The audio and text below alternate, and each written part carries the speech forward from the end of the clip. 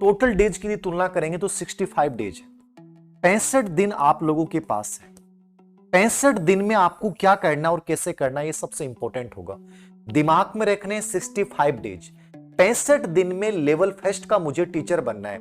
मैंने आपको पहले भी एक बात बोली थी, लेवल फर्स्ट लेवल सेकंड से आसान है, क्योंकि कंपटीशन आपका कमजोर है।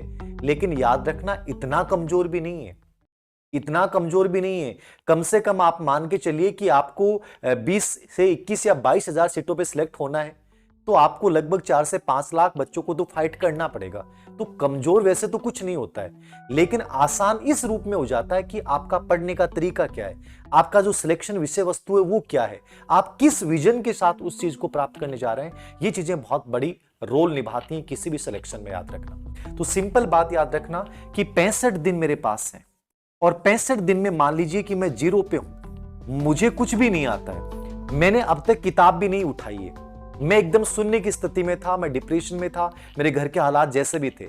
लेकिन सर मुझे अब यहां से स्टार्ट करके और यहां तक पहुंचना है, शिखर तक पहुंचना है, तो मैं क्या रणनीति अपना सकता हूं। 65 डेज हैं आपके पास, 65 दिन आपके पास हैं।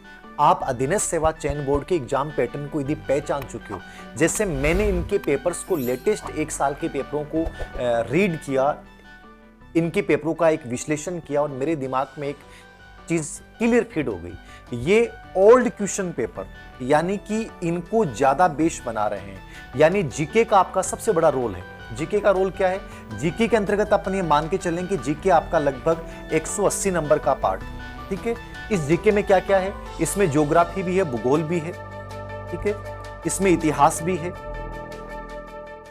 ठीक है, इसमें कला संस्कृति भी है, इसमें भाषा भी है, इसमें सामान्य ज्ञान भी है,